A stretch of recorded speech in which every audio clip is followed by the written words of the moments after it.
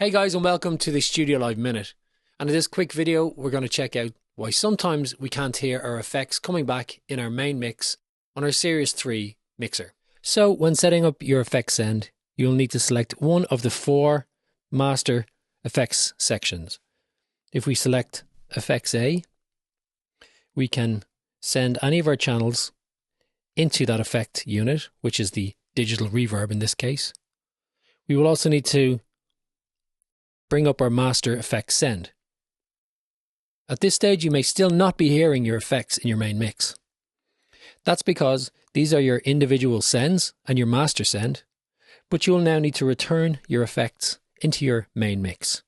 So select main mix, go to next and next again, and here you will see effects A, B, C and D return. Now bring up effects return A into your main mix and you will start to hear your effects.